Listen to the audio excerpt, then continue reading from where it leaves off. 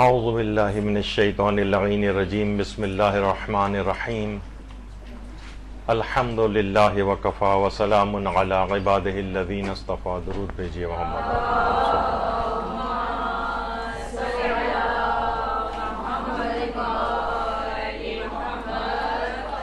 معاشرے میں بہت زیادہ پیش آنے والے مسائل کے اوپر گفتگو جاری ہے، اور یہ مسئلہ کون سا ایسا گھر ہے مومنین کا جہاں یہ مسئلہ پیش نہ آتا ہو کہ جہاں پر صلہ رحمی اور قطع رحمی سے متعلق مسائل موجود نہ ہوں. اور یہ اتنا مفصل بیان کرنے کی ضرورت یوں ہے کہ اس موضوع پر ایک درس آج کے علاوہ اور ہوگا، جب اس پر درس نمبر 1 لکھا ہوا آپ کو نظر آ رہا ہے، کیونکہ اس میں بہت فقہی احکام بھی ہیں اور بہت زیادہ اخلاقی احکام بھی ہیں. تو صلہ رحمی ایک ایسا گھنا سایہ دار درخت ہے کہ معاشرے میں جو خاندان نظر آتے ہیں، وہ اکائیاں، وہ یونٹس، وہ اگر صلہ رحمی کے ذریعے مضبوط اور طاقتور ہوں، آپس میں اتحاد و اتفاق ہو خاندانوں میں، تو ایک بہترین معاشرہ اس سے تشکیل پا سکتا ہے. اور یہی اگر آپس میں متفرق رہیں، اختلافات کا شکار رہیں، ٹوٹ پھوٹ کا شکار رہیں، ایک دوسرے کے خلاف برسر پیکار رہیں، تو یہ درخت جو ہے وہ خزاں کا شکار ہو جاتا ہے، اور نہ اس میں کوئی پھل اگتے ہیں، نہ یہ سایہ دار ہوتا ہے. تو صلہ رحمی ایک ایسے گھنے سایہ دار درخت کی مانند ہے کہ جس میں خاندان عافیت اور سکون کے ساتھ زندگی گزارتے ہیں. اتنی اہم چیز ہے یہ، اور اتنی زیادہ اسلامی احادیث کے اندر اس کی تاکید آئی ہے کہ علامہ مجلسی نے بہار الانوار کے اندر 110 احادیث صلہ رحمی سے متعلق جمع کی. 110 احادیث اس موضوع کے اوپر انہوں نے جمع کی. اور جب ابتدائی اسلام تھا اور مسلمان ہجرت کر گئے تھے، اور حضرت جعفر طیار جب نجاشی کے دربار میں پہنچے تھے تو ان کا پیچھا کرتے کرتے کفار بھی نجاشی کے دربار میں آ گئے تھے. تو اور ان کی جو سربراہی تھی وہ ابو سفیان کر رہا تھا. تو نجاشی نے دربار میں ابو سفیان سے پوچھا کہ جس کے خلاف تم برسر پیکار ہو، جو اپنے آپ کو رسول اللہ کہتے ہیں، تو وہ تمہیں کس بات کی تعلیم دیتے ہیں؟ تو ابو سفیان کے جملے، جو کہ خود کافر تھا لیکن اس نے جو کہا، جو تعلیمات بتائیں کہ وہ جو اپنے آپ کو رسول اللہ کہتے ہیں، وہ ہمیں اس بات کی تعلیم دیتے ہیں کہ اللہ کے علاوہ ہم کسی کو معبود نہ مانیں، ہمیشہ سچ بولیں، نماز پڑھیں، تقوی و پرہیزگاری اور عفت کو اختیار کریں، اور صلہ رحمی سے کام لیں. یعنی ابتدائے اسلام کا جو تعارف تھا، جو موٹی موٹی چیزیں جس کے اندر اسلام کا تعارف ضروری سمجھا جاتا تھا، وہ کافروں کی زبان پر نماز کے بعد اور عفت و پاک دامنی اور تقوی الہی اور سچ بولنے اور اللہ کو ایک ماننے کے بعد صلہ رحمی کا تذکرہ خود ابو سفیان نے نجاشی کے دربار میں کیا تھا. یعنی ایک اتنی انتہائی اہم جو پلر ہے اسلام کا، وہ ایک صلہ رحمی، جس کے اوپر ایک اسلامی معاشرہ قائم ہوتا ہے. جب یہ قرآن میں بھی کہا گیا کہ وَاتَّقُوا اللَّهَ الَّذِي تَسَاءَلُونَ بِهِ وَالْأَرْحَامَ، یعنی بعض جگہوں پہ اس کو ترجمہ یوں کیا جاتا ہے، اور اس خدا سے بھی ڈرو جس کے ذریعے ایک دوسرے سے سوال کرتے ہو، اور قرابت داروں کی بے تعلقی سے بھی. یعنی جو صلہ رحمی نہ کرے وہ متقی نہیں. وَاتَّقُوا اللَّهَ الَّذِي، یعنی کچھ لوگ اس کا یوں ترجمہ کرتے ہیں کہ اللہ کا تقوی اختیار کرو، کیونکہ تم سے اس متعلق پوچھا جائے گا، اور ارحام اور رشتہ داروں سے بھی متعلق بھی تم سے پوچھا جائے گا. تو بہرحال یہ ایک ایسی چیز ہے کہ پروردگار عالم بھی اس کو پوچھے گا. اور قرآن میں یہ بھی ہے کہ فَهَلْ عَصَيْتُمْ إِن تَوَلَّيْتُمْ أَن تُفْسِدُوا فِي الْأَرْضِ وَتُقَطِّعُوا أَرْحَامَكُمْ، یعنی تو کیا تم سے کچھ بعید ہے کہ جب تم صاحب اقتدار بن جاؤ تو زمین میں فساد برپا کرو اور قرابت داروں سے قطع تعلق کر لو. یعنی قرآن کے اندر خود قطع رحمی کے متعلق بہت سخت باتیں جو ہیں وہ آئی ہیں. اور یہ بھی ہے کہ وَالَّذِينَ يَنقُضُونَ عَهْدَ اللَّهِ مِن بَعْدِ مِيثَاقِهِ وَيَقْطَعُونَ مَا أَمَرَ اللَّهُ بِهِ أَن يُوصَلَ وَيُفْسِدُونَ فِي الْأَرْضِ أُولَٰئِكَ لَهُمُ اللَّعْنَةُ وَلَهُمْ سُوءُ الدَّارِ. اور جو لوگ عہد خدا کو توڑ دیتے ہیں، جن سے تعلقات کا حکم دیا گیا ہے، ان سے قطع تعلق کر لیتے ہیں اور زمین میں فساد برپا کرتے ہیں، ان کے لیے لعنت اور بدترین گھر ہے، بدترین گھر۔ دیکھیں یہاں پہ بھی لعنت کا لفظ آیا ہے، تو اب آگے چل کر میں چوتھے امام زین العابدین علیہ السلام کی اللہم صلی علی محمد و آل محمد،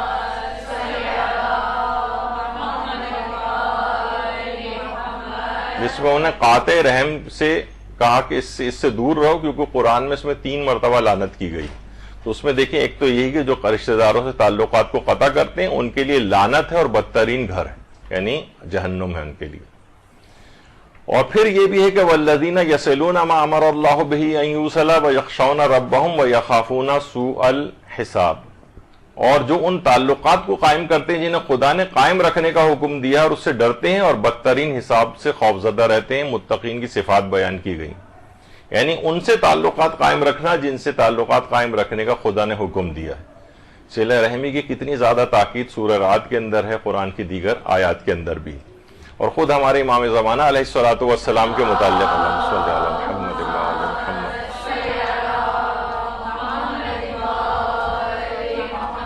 غیبت نعمانی میں مولا کائنات علی ابن ابی طالب علیہ الصلوۃ والسلام نے اللہم صلی علی محمد،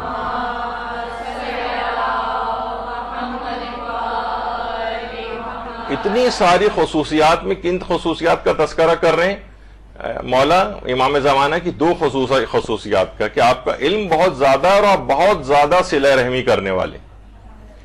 تو امام اپنے ہمارے زمانے کے امام ہیں، ان کی سیرت کی انتہائی اہم خصوصیت کہ اتنی سیرت کے اتنے پہلوؤں میں سے 2 خصوصیت کا ایک علم کے لحاظ سے تذکرہ کیا اور دوسرا صلہ رحمی کے اعتبار سے تذکرہ کیا مولا نے۔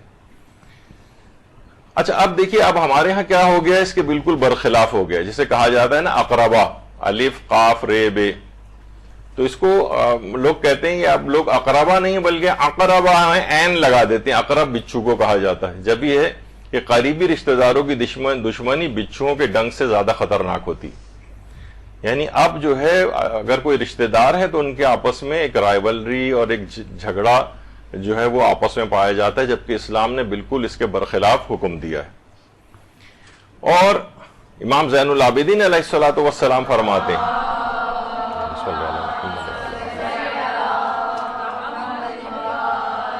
کہ جو شخص قطع رحمی کرتا ہے اس کے پاس بیٹھنے سے بھی پرہیز کرو۔ پھر آگے بھی روایت کے اندر یہ جملہ ہے جو اس میں نہیں لکھا ہوا ہے کہ کیونکہ قرآن میں اس میں کئی بار لعنت کی گئی ہے، 3 بار لعنت کی گئی ہے۔ تو بہرحال قطع رحمی کرنے والے کے ایسی اس کے اوپر وہ برس رہی ہوتی ہے ایک پھٹکار اور ایک ایسا عذاب کے اندر گرفتار ہوتا ہے کہ کہیں تم بھی اس کا شکار کہیں نہ ہو جاؤ۔ اچھا اب مومن سے بات چیت کرنے کا، رشتہ دار مومن ہی، اب اگر رشتہ دار نکال دیں، عام دیکھیے رشتہ دار کا تو حق اور زیادہ ہے، ایک عام مومن سے بھی بات چیت کرنے کا جو فقہی حکم ہے،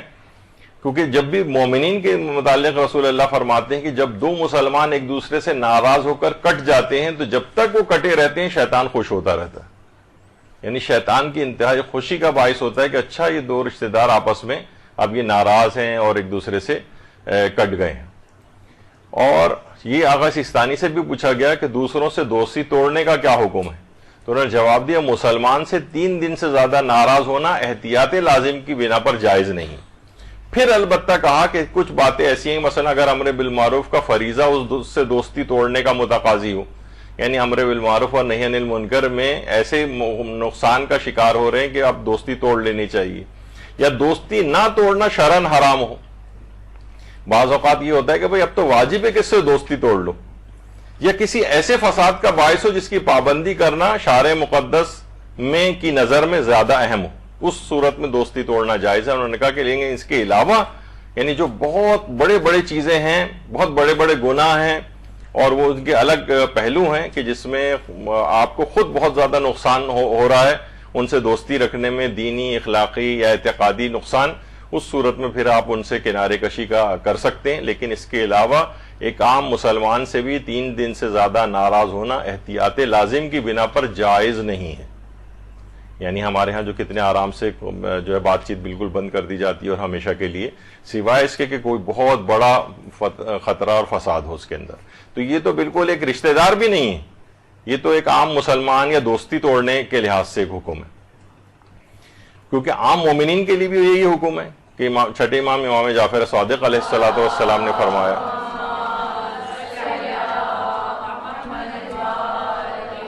اچھا یہاں رشتہ داروں کا تذکرہ نہیں ہے الگ سے، بلکہ مومنین ہی ایک دوسرے سے الفت کرتے ہیں، ایک دوسرے کے آتے جاتے ہیں، یعنی عام بھی جو اشخاص رشتہ دار بھی نہ ہوں تب بھی ان کے ساتھ انسان بات چیت رکھے۔ اور یہاں تک رسول اللہ صلی اللہ علیہ وآلہ وسلم نے فرمایا اللہم صلی علی محمد کہ جس شخص نے اپنے مومن بھائی سے ناراض ہو کر ایک سال تک ملنا جلنا چھوڑے رکھا گویا اس نے اس کا ناحق قتل کیا، یعنی سال بھر تک قطع رحمی کا جو گناہ ہے وہ قتل کے گناہ کے برابر ہے، یعنی مومن سے ناراض ہو کر ایک سال تک بات چیت بند کر دینا یا قطع تعلق کرنا، یعنی گویا اس نے اس کا خون بہایا، روایت کے اندر یہ تو بہرحال یعنی گویا اس کو قتل کرنے کے برابر ہے ایک سال تک اگر آپ نے بات چیت بند رکھی۔ اچھا اب جو یہ مسئلہ ایک آتا ہے کہ صلہ رحمی رشتہ داروں سے کی جاتی ہے،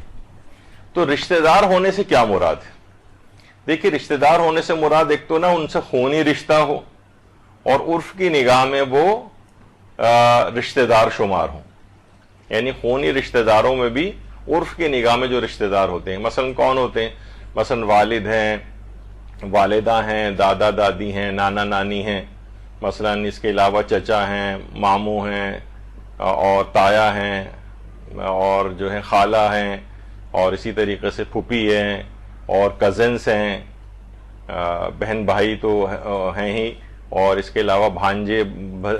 بھانجیاں بھتیجے بھتیجیاں وغیرہ، یہ سب کیا ہیں؟ یہ صلہ رحمی کے رشتہ دار ہیں۔ عرف کی نگاہ میں بھی یہ خونی رشتہ دار شمار ہوتے ہیں عرف کی نگاہ میں، اور ان سے خونی رشتہ بھی ہوتا ہے۔ البتہ دور پرے کے جو خونی رشتہ دار ہیں وہ صلہ رحمی کے وجوب کے اندر شامل نہیں ہیں، وہ بھی خونی رشتہ دار لیکن دور پرے کے ہیں،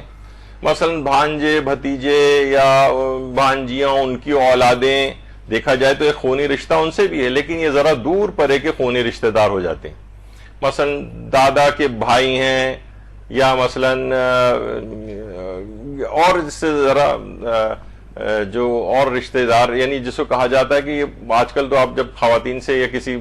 بزرگ سے ملیں تو وہ اتنے دور دور کے افراد کو بھی کہتا ہے بھائی یہ رشتہ دار ہیں ان سے ملنے جانا چاہیے، حالانکہ اتنے دور کے رشتہ داروں کو صلہ رحمی کے اندر شمار نہیں کیا جاتا واجب کے عنوان میں، یعنی دور پرے کے خونی رشتہ دار وہ اس واجب کے حکم میں نہیں ہیں، البتہ ان کے ساتھ بھی ظاہر ہے کہ انسان اچھا تعلق برقرار رکھے تو اچھی بات ہے لیکن واجبات کا مسئلہ نہیں ہے۔ اور یہ بھی حضرت امیر نے فرمایا کہ بہت سے قریبی دور رہنے والوں سے بھی زیادہ دور ہوتے ہیں اور بہت سے دور والے افراد تمام اقربا سے زیادہ قریب ہو جاتے ہیں۔ بعض اوقات دیکھیے یہ بھی ہوتا ہے نا، یعنی قریبی رشتہ دار ہیں وہ آپ سے دلی طور پر اتنا دور ہو گئے ہیں کہ ایسا لگتا ہے کہ جیسے بالکل اجنبی ہو گئے، اور جو بہت دور جن کی ہم سے کوئی خاص رشتہ داری بھی نہیں ہے بلکہ رشتہ دار بھی نہیں ہے وہ ہمارے انتہائی قریب ہو جاتے ہیں۔ تو یہ ہوتا ہے کہ بعض اوقات یہ فاصلے سمٹ جاتے ہیں، ملنا جلنا ہو تو دور والے بھی نزدیک ہو جاتے ہیں اور نزدیک والے قطع رحمی کی وجہ سے دور ہو جاتے ہیں۔ اور یہ بھی ہے دیکھیے کہ حضرت امیر فرماتے ہیں جس کو خاندان والے ضائع کر دیتے ہیں اس کے ساتھ دور والے احسان کرتے ہیں اور اس کے حصے میں دور والے آ جاتے ہیں، یعنی آپ یہ نہ سوچیں کہ اگر آپ نے کسی سے قطع تعلق کر لیا اس کو تنہا چھوڑ دیا تو اس کو دور والے ایسے مل جائیں گے جو رشتہ داروں سے زیادہ قریب اور اس کا خیال رکھنے والے ہوں گے۔ تو بہرحال یہ اللہ کا ایک نظام ہے اس لحاظ سے، اور یہ بھی امام حسن مجتبی علیہ الصلوۃ والسلام نے فرمایا صلی اللہ علیہ وسلم کہ تم سے نزدیک وہ ہے جو محبت اور مودت کے ذریعے تم سے قریب ہوا ہے، چاہے حسب و نسب کے اعتبار سے تم سے دوری کیوں نہ ہو، اور دور اصل میں وہ ہے جو محبت کے اعتبار سے دور ہو چاہے وہ تمہارا قریبی رشتہ داری کیوں نہ ہو۔ کتنی وضاحت کے ساتھ کتنی حکیمانہ جملے جو ہے ائمہ معصومین نے ارشاد فرمائے ہیں کہ اصل میں جب محبت قلبی ہوتی ہے تو چاہے حسب نسب ہمارا نہیں بھی ملتا لیکن وہ ہمارے قریب ہو جاتا ہے، اور محبت سے اگر انسان نکل جائے تو پھر وہ قریبی رشتہ داری کیوں نہ ہو کوئی اس کا کوئی فائدہ نہیں ہوتا ہے۔ تو اب رشتہ داری کا معیار کیا ہے؟ رشتہ داری کا معیار یہ ہے کہ خونی رشتہ ہو اس سے، اور وہ قریب کے جو افراد ہیں جنہیں عرف جو ہے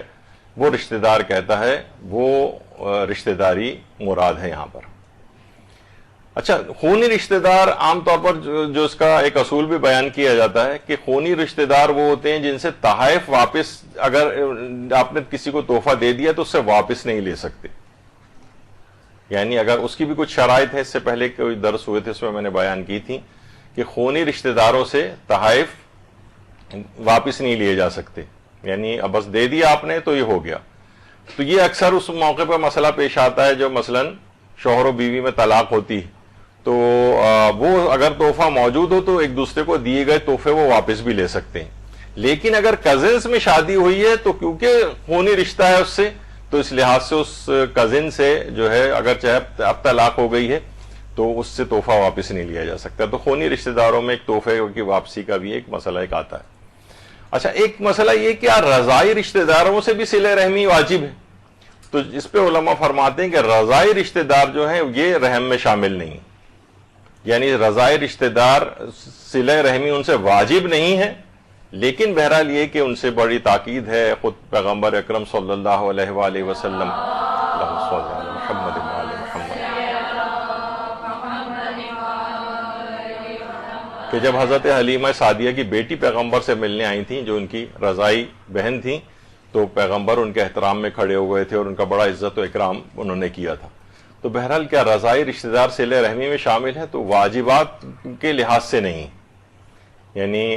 کیونکہ یہ رشتہ دار جو ہوتے ہیں یہ رحم کے اعتبار سے جن سے خونی رشتہ ہوتا ہے، دودھ شریک جو ہے خونی رشتہ دار شمار نہیں ہوتے. اچھا، کچھ رشتے ہمارے قائم ہوتے ہیں آپس میں ازدواج سے. مثلا ویسے رشتہ نہیں تھا لیکن اب وہی جو ہے آج کل اصل خونی رشتہ دار ہٹ جاتے ہیں اور انسان کا پورا جھکاؤ مثلا سسرالی رشتہ داروں کی طرف ہو جاتا ہے. حالانکہ جو سسرالی رشتہ دار ہیں وہ صلہ رحمی کے عنوان میں داخل نہیں ہیں، مثلا سالہ سالی ہیں یا اور اس طرح کے. اور اسی طرح شوہر و بیوی کے جو رشتہ دار آپس میں یہ بھی مثلا شوہر کے رشتہ دار ہیں، بیویوں کے رشتہ دار ہیں، یہ بھی صلہ رحمی کے عنوان میں داخل نہیں. تو یہ جو سسرالی رشتہ داروں سے صلہ رحمی ہے، مثلا سالی سے، سالے سے، حتیٰ کہ ساس اور سسر بھی اس میں شامل ہیں. ساس اور سسر ظاہر ایک نظام کو قائم کرنے کے لحاظ سے تو ضرورت ہے اس بات کی کہ انسان گل مل کے ان کے ساتھ رہے، زندگی انہی کے ساتھ گزارنی ہوتی ہے. اور جتنے رشتے مضبوط ہوتے ہیں اس سے بہت زیادہ اس کے فوائد بھی ہوتے ہیں، ابھی آگے چل کر ان کا بھی ذکر آئے گا. مثلا لوگ اس کا احساس نہیں کر رہے ہوتے ہیں اور اپنے سسرالوں سے لڑائیاں کر کے بیٹھے ہوتے ہیں، پوری سسرال سے کٹ کے بیٹھے ہوتے ہیں، جبکہ انسان دیکھا جائے تو اس کا خاندان مضبوط ہوتا ہے. اگر یہ سسرال سے اپنے تعلقات اچھے بنا کے رکھے گی بہو، تو اس کے اپنی خاندان کی لڑکیوں کے بھی رشتے ہونے لگتے ہیں، خاندان بڑھتے ہیں، لوگ ایک دوسرے کو پہچانتے ہیں اس کے سلوک کی وجہ سے کہ بھئی اچھا اس کی بہن ہے، اچھا اس کی فلاں رشتہ دار ہے، تو اب لوگ اس سے نہ ڈر جاتے ہیں کہ بھئی جب یہ ایسی ہے تو وہ بھی ایسی کیوں نہ ہوگی. تو بہرحال سسرالی رشتہ داروں سے صلہ رحمی سے بہت فوائد ہیں اس کے، ابھی آگے چل کر بھی شاید اس بات کا تذکرہ آئے گا. لیکن بہرحال یہ واجبات میں سے نہیں ہے. سسرالی رشتہ دار یہ صلہ رحمی کے عنوان میں شامل نہیں ہوتے. اور یہاں تک چوتھے امام نے جملے ارشاد فرمائے کہ جو بھی خدا کے لیے اور صلہ رحمی کے قصد سے شادی کرے تو خدا اس کو بزرگی اور عظمت کا تاج عطا کرتا ہے، اس کو سربلند اور سرفراز کرتا ہے. یہ ہمارا ایک درس یہاں پر ہو چکا ہے کہ مثلا کیا قریبی رشتہ داروں میں کزنس میں آپس میں شادی کرنا مکروہ ہے یا نہیں. آغا سیستانی فرماتے ہیں مکروہ نہیں ہے. تو بہرحال مکروہ نہیں ہے. تو لیکن اور یہاں تک جو علماء اس کی تائید میں بھی ہیں وہ چوتھے امام کی حدیث بھی پیش کرتے ہیں کہ صلہ رحمی کے قصد سے شادی کرنا تو خدا اس کو بزرگی اور عظمت کا تاج عطا فرمائے گا، اس کو سربلند اور سرفراز بھی کرے گا. تو بہرحال اس میں کوئی ایسی حرج نہیں ہے. لوگ عام طور پر یعنی بعض اوقات تو ہمارے پاس اس قسم کے آتے ہیں، لوگ یہ کہتے ہیں کہ 2-4 شرطیں ہیں کہ جس کی بنا پر کہ ایک تو ہے نا ہمیں کوئی رشتہ دار لڑکی نہیں چاہیے، مثلا باہر کریں گے لیکن رشتہ داروں میں نہیں کریں گے. تو اس کی بھی بہت سارے اس لحاظ سے چیزیں ہوتی ہیں، ایک دوسرے کو مضبوط نہیں کر رہے ہوتے، یا ایسے چھوٹی چھوٹی باتوں کو پکڑا ہوتا ہے کہ جس کی بنا پر آپس میں شادیاں بھی لوگ نہیں کر رہے ہیں اور شادیاں اور مشکل ہو رہی ہیں. ایک تو سید سیدانی غیر سیدانی والا جو ہے وہ والا سید غیر سید والا مسئلہ ہے، پھر ذات برادریوں کے مسئلے ہیں، اور پھر اب رشتہ داریوں کو بھی آپ کہیں کہ نہیں رشتہ دار بھی نہیں ہونے چاہیے اور بالکل اجنبی ہوں تو پھر اس کے الگ مفاسد ہوتے ہیں پھر. تو بہرحال یہ ایک مسئلہ ہے اس میں. تو ہمارے امام علی رضا علیہ الصلوۃ والسلام فرماتے ہیں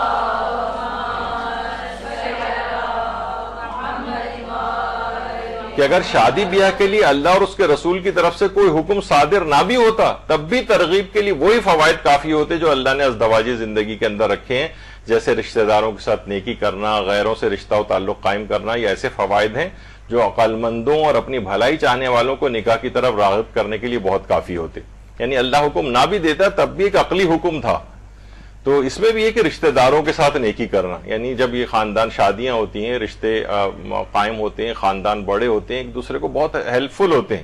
ایک دوسرے کے اگر یہ لوگ خلاف ہو جائیں تو یہ تو پورے اس حکمت کے خلاف ہو جائے گا جو اللہ نے قائم کی. اچھا، اب یہ کہ اگر کوئی شخص پھر بھی قطع رحمی کرتا ہے، آج صلہ رحمی کے فوائد پہ ہماری گفتگو نہیں ہو سکے گی، وہ اگلی کلاس میں ہوگی. وہ اتنے حیران کن فضائل ہیں، حیران کن اس کے فوائد ہیں کہ انسان حیران رہ جاتا ہے کہ اتنی فوائد رکھنے کے باوجود انسان یہ والا کام کرے. تو قطع رحمی جو ہے یہ گناہان کبیرہ میں سے تقریباً 1545 جو واجبات ہیں اور 1448 حرام ہیں. 1448 حراموں میں سے بھی 100 جو ہیں وہ گناہان کبیرہ ہیں.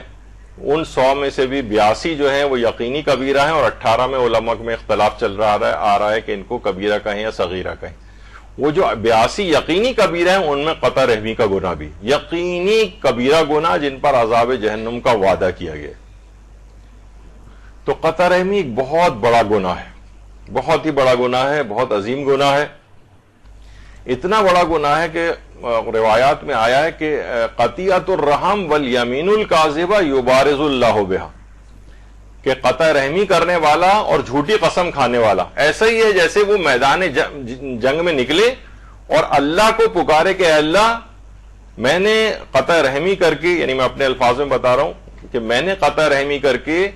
اور میں نے جھوٹی قسم کھا کر تیرے قانون کو توڑا ہے، اے اللہ ہے تجھ میں ہمت ہے کہ مجھ سے مقابلہ کر سکے، آ اور میدان میں آ کر مجھ سے مقابلہ کر. یبارز اللہ بہا، وہ اللہ کو دعوت مبارزہ دیتا ہے، پروردگار ہمت ہے مجھ سے مقابلہ کرنے کی، میں نے تیرے قانون کو توڑا ہے.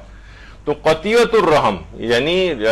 رشتہ داروں سے تعلقات کو توڑ لینا اور جھوٹی قسم کھانا، یہ اللہ کو دعوت مبارزہ دیتا ہے، جنگ کرنے کی دعوت دیتا ہے. کتنا عظیم ترین گناہ ہے کہ انسان کا تصور ہے کہ اللہ اتنی حقیر کیڑے جیسی مخلوق اور پروردگار عالم کو جو ہے یہ جنگ کے لیے دعوت دے رہا ہے کہ مجھ سے مقابلہ کرا کے. تو یہ ایک بڑی اس گناہ کی اس کا اندازہ لگائیں آپ. اور پیغمبر اکرم صلی اللہ علیہ وآلہ وسلم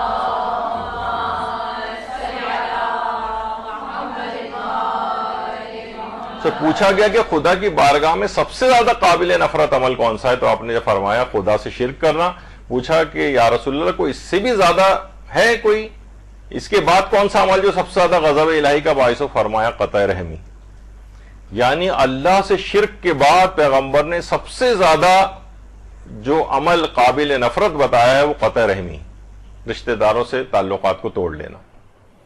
اچھا، اب لوگ کہتے ہیں بھائی ہم کیا کریں، رشتہ دار نے تو خود ہی ہم سے قطع تعلق کر لیا ہے. رشتہ داروں نے اگر خود قطع تعلق کیا ہو،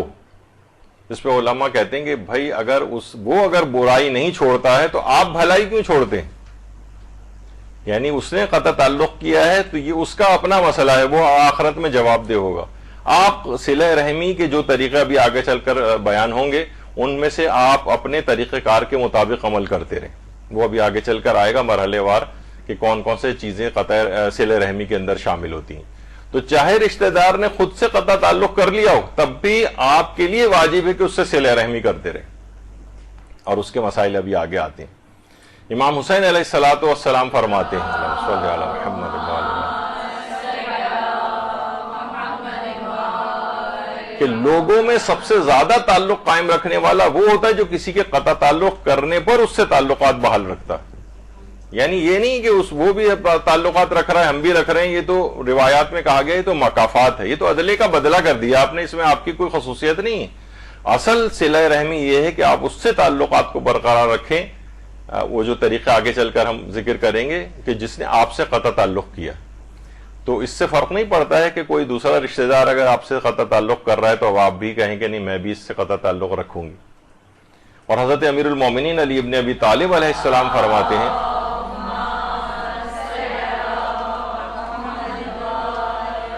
کہ اپنے نہایت قریبی رشتہ داروں سے تعلقات بنائے رکھو، خواہ وہ لوگ تم سے دوری کیوں نہ اختیار کریں. یعنی حکم ہے مولا کا ہی، تو بہرحال کوشش کریں کہ قطع رحمی نہ ہونے پائے. اور دوسرا، اگر وہ آپ سے کھچ رہا ہے، کٹ رہا ہے، قطع تعلق کے اوپر آمادہ ہے، تو کوشش کریں کہ آپ کم سے کم صلہ رحمی کا اس سے تعلق برقرار رکھیں. اور یہ علماء سے بھی فتویٰ پوچھا گیا کہ جو صلہ رحمی نہ کرتے ہوں کیا ہم ان سے قطع رحمی کر سکتے ہیں؟ جواب دیا کہ ایسا کرنا جائز نہیں ہے، یعنی حرام ہے. لوگ یہ عموماً بہانہ بناتے ہیں کہ بھئی ہم کیا کریں، وہ تو خود ہی ہم سے نہیں مل رہا ہے یا ملنا نہیں چاہتا ہے، تو پھر ہم کیوں اس کے پاس جائیں. تو ہر لوگوں کا یہ ناکوں کا بھی ایک مسئلہ اس کے اندر آ جاتا ہے کہ جو ہے اپنی مونچھیں نیچی ہم کیسے کر لیں مثلا. تو صلہ رحمی اتنی ضروری ہے. اچھا، ایک چیز اور بھی آتی ہے، جو ذرا سے دیندار ہوتے ہیں تو وہ ذرا بہت اور سینسیٹیو ہو جاتے ہیں. وہ کہتے ہیں کہ اگر دین سے لاپرواہ ہو رشتہ دار، وہ مثلا بے نمازی ہو، شرابی ہو، تو کیا اس سے بھی صلہ رحمی کریں؟ جواب ہے کہ جی ہاں، اس سے بھی صلہ رحمی کریں، البتہ ان طریقہ کار کے مطابق جو آگے چل کر آئیں گے، کیونکہ صلہ رحمی کے کچھ طریقے کچھ لوگوں کے لیے فائدہ مند ہوتے ہیں اور صلہ رحمی کے کچھ طریقے دوسری طرح کے لوگوں کے لیے فائدہ مند ہوتے ہیں. یعنی صلہ رحمی کا کوئی ایک طریقہ نہیں ہے. ہم تو عام طور پہ سمجھتے ہیں کہ بس ان کے گھر جائیں، ملنا جلنا، یہ ایک طریقہ ہے. نہیں، اور بہت سارے طریقے ہیں. تو اگر کوئی شخص بالکل دین سے لاپرواہ ہو، بے نمازی ہو، شرابی ہو، آپ نے کہا ارے بھائی وہ تو شرابی ہے تو ہم تو اس سے بالکل تعلق نہیں رکھیں گے، نہیں، ایسا نہیں. اس کے باوجود، ان گناہوں کے باوجود بھی اس سے قطع رحمی نہیں کر سکتے. صفوان جہم بن حمید یا حمید سے روایت کرتے ہیں کہ انہوں نے کہا کہ میں نے امام جعفر صادق علیہ السلام کی خدمت میں عرض کیا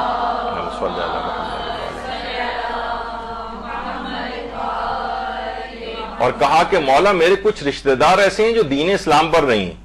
تو کیا ان کا مجھ پر کوئی حق ہے؟ امام نے فرمایا ہاں ہے. صلہ رحمی کا حق ایسا ہے جسے کوئی چیز منقطع نہیں کر سکتی، اور اگر وہ تمہارے دین پر ہوں تو پھر ان کے دو حق بنتے ہیں، ایک رشتہ داری کا اور دوسرا اسلام کا. اور اگر مسلمان نہیں ہے وہ، تب بھی ایک رشتہ داری والا حق تو برقرار رہتا ہے.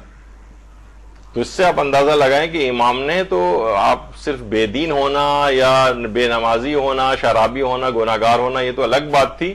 وہ اسلام پر بھی نہیں ہے، مثلا کافر ہیں لیکن ہے رشتہ دار، ان کو لیے بھی کہا کہ ان کے پھر دو میں سے کم ایک حق تو موجود رہے گا. اور اگر مسلمان ہے تو دو حق رہیں گے، اسلام کا اور ایک رشتہ داری کا. اچھا، اگر مثلا ہم بہت سمجھاتے بھی رہتے ہیں ان کو، فاسق و فاجر اور بے دین ہے، لیکن دینی نصیحت بھی ان کے اوپر بالکل بے فائدہ ہوتی، تو اس کا بھی فقہی حکم یہ ہے کہ اگر فاسق و فاجر اور رشتہ دار پر دینی نصیحت بے فائدہ بھی ہو، وہ اپنے ان گناہوں پر ویسے ہی مصر ہے، تب بھی اس سے قطع رحمی نہیں کر سکتے. یعنی اتنا اہم یہ والا فقہی حکم ہے. اچھا، اب آقا خوئی سے بھی ایک سوال پوچھا گیا کہ کیا صلہ رحمی کے فوائد بے دین رشتہ داروں سے ملنے سے بھی حاصل ہو جاتے ہیں؟ یعنی صلہ رحمی کے جتنے فائدے ہیں، اتنے زبردست فائدے، عمر بڑھ جاتی ہے، رزق میں بے پناہ اضافہ ہوتا ہے، آخرت کے کتنے زیادہ فوائد ہیں، کیا یہ سارے فائدے ان رشتہ داروں سے ملنے سے بھی حاصل ہوتے ہیں جو بے دین رشتہ دار ہیں؟ تو انہوں نے جواب دیا کہ جی ہاں، ان سے ملنے سے بھی یہ فوائد حاصل ہوتے ہیں. یعنی ایسا نہیں کہ صرف بہت اچھے قسم کے دیندار رشتہ داروں سے ملنے جائیں گے تو صلہ رحمی کے فوائد ملیں گے، ان افراد سے صلہ رحمی برقرار رکھنے سے بھی فائدے ملتے ہیں. اچھا، صلہ رحمی خواہ فاسق و فاجر ہی کیوں نہ کریں، اس کو بھی یہ فائدے ملتے ہیں. یعنی مثلا بہت سارے لوگ ہیں وہ نماز نہیں پڑھتے لیکن صلہ رحمی کرتے ہیں، خاندان میں بڑے اچھے روابط جو ہے وہ رکھتے ہیں لوگوں سے، اور مثلا حج نہیں کرتے ہیں اور نہ خمس دیتے ہیں، بے پردگی بھی ان کے ہاں بہت عام ہے، یعنی بالکل فاسق و فاجر، لیکن وہ کم سے کم یہ دیکھا جاتا ہے کہ صلہ رحمی کرتے ہیں. تو ان لوگوں کو بھی یہ فوائد صلہ رحمی کے ضرور ملتے ہیں. یہ نہیں کہ تم کیونکہ بے دین ہو تو اب تمہیں صلہ رحمی کا کوئی فائدہ نہیں ملے گا. جیسے کہا جاتا ہے کہ حج پہ اگر انسان جائے تو خواہ ریاکاری کے جذبے سے کیوں نہ جائے، بہرحال اسے ایک دنیاوی فائدہ یہ ملتا ہے کہ اس کا مال میں اضافہ ہو جاتا ہے. یعنی بہرحال حج کے اندر ایک خصوصی کہ حج قبول نہیں ہوگا، حج کو تم نے جو ہے ریاکاری کے جذبے سے کیا، بالکل اخلاص کے ساتھ قربتاً اللہ ہونا چاہیے تھا وہ، یا شہرت کے لیے کیا کہ جناب ان کے اتنے حج ہو گئے اس سال اور اتنے حج ہو گئے، تو لیکن بہرحال ایک فائدہ یہ اس کو ضرور ملتا ہے، چاہے حج اس کا باطل ہی کیوں نہ ہو جائے. کہ بہرحال اللہ اس کا یہ احسان نہیں رکھتا کہ تم نے اتنا پیسہ خرچ کر کے یہاں پر آئے، تمہیں بہرحال تمہارے مال میں اضافہ ہو جائے گا۔ تو اسی طریقے سے صلہ رحمی خواہ فاسق و فاجر افراد ہی کیوں نہ کریں، ان کو فوائد ملتے ہیں۔ جب بھی بہت سارے لوگ یہ کہتے ہیں کہ بھئی یہ کیا ہے، وہ دیکھیے وہ تو نماز بھی نہیں پڑھتا تب بھی کتنی فراوانی ہے ان کے یہاں پیسوں میں، وہ تو دیکھیے روزے بھی نہیں رکھتے ہیں، حج بھی نہیں کرتے ہیں، لیکن کبھی ہم نے بیمار پڑتے بھی نہیں دیکھا، اور ہم دین کی پابندی کرتے ہیں اور جناب غربت بھی آ رہی ہے، پریشانیاں بھی آ رہی ہیں، بیماریاں بھی آ رہی ہیں مثلا۔ تو بہرحال دیکھیے کیونکہ وہ صلہ رحمی اگر کر رہے ہیں نا تو اس کا لازمی نتیجہ ہی نکلتا ہے کہ بہرحال ان کو وہ فوائد ملتے ہیں۔ تو جو